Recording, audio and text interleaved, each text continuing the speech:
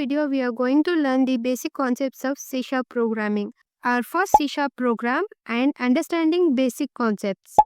Now let's write our first program. We'll make the computer to say hello YouTube.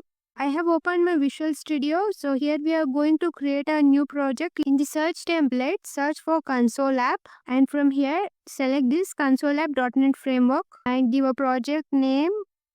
Here location, by default it will be C drive users folder. If you want, you can change the location. So rest settings will be same and framework will be 4.7.2. Just click on create.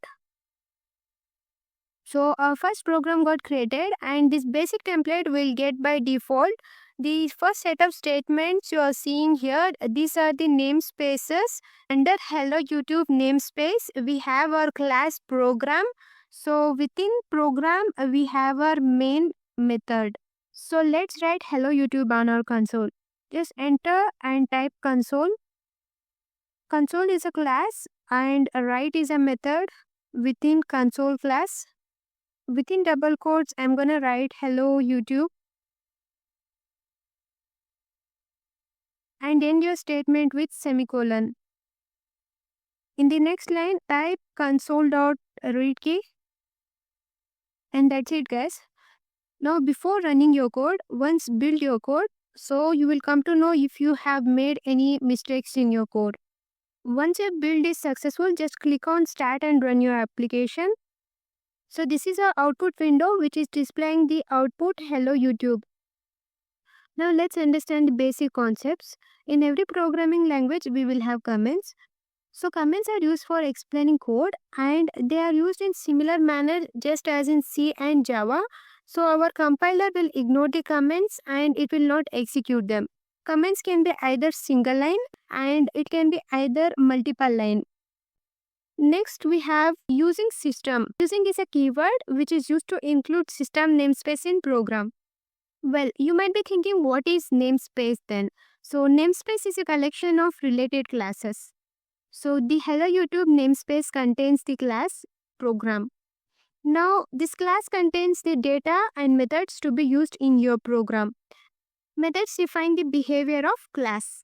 Let's understand namespace, class and method with an example of smartphone company. So think of a namespace as the brand of a smartphone like Apple or Samsung.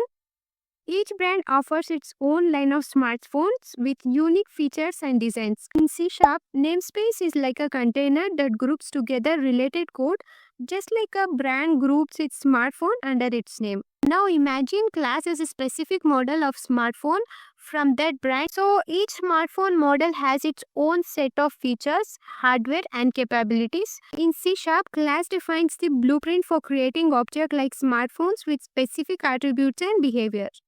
Next we have methods. In smartphone, a method is like a function or action you perform with your smartphone, such as taking pictures, sending text messages or making a call. So each of these actions describes what your smartphone can do. In C#, methods are functions that describe the actions or behavior of objects. Static void main.